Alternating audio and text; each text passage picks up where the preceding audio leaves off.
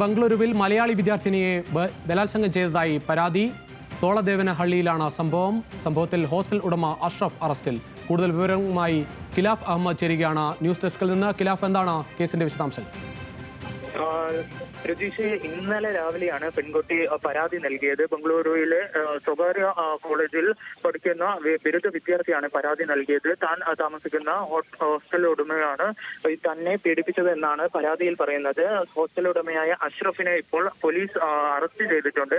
സോളദേവനഹള്ളിയിലെ സ്വകാര്യ കോളേജിലെ ബിരുദ വിദ്യാർത്ഥിയാണ് ബലാത്സംഗത്തിന് ഇരയായത്. ബംഗളൂരുവിൽ കാറിൽ തട്ടിക്കൊണ്ടുപോയാണ് ബലാത്സംഗം ചെയ്തതെന്നാണ് പരാതി. ഇതിൽ മറ്റൊരു കാര്യം എടുത്തു പറയേണ്ടത്, കഴിഞ്ഞ ദിവസം ഈ ഒരു പുതിയ ഒരു ഹോസ്റ്റൽ മുറിയിലേക്ക് മാറി 10 ദിവസം ആകുമ്പോഴായിരുന്നു ഈ ഒരു അനിഷ്ട സംഭവം ഉണ്ടായിരുന്നത്. കഴിഞ്ഞ ദിവസം രാത്രി ഈ ഒരു PG ഉടമസ്ഥൻ വന്ന് തന്നെ വിളിച്ചിരുന്നെങ്കിൽ സമീപിച്ചിരുന്നെങ്കിലും എന്നാൽ താൻ പോകാത്തതിനെ തുടർന്ന് തന്നെ ബലമായി കാറിൽ തട്ടിക്കൊണ്ടുപോയി ബലാത്സംഗത്തിന് ഇരയാക്കിയെന്നാണ് ഇപ്പോൾ പരാതി നൽകിയിരിക്കുന്നത്. ഇന്നലെ രാവിലെയാണ് പരാതി നൽകിയത്. ഇപ്പോൾ പെൺകുട്ടി ചികിത്സയിൽ തുടരുകയാണ്.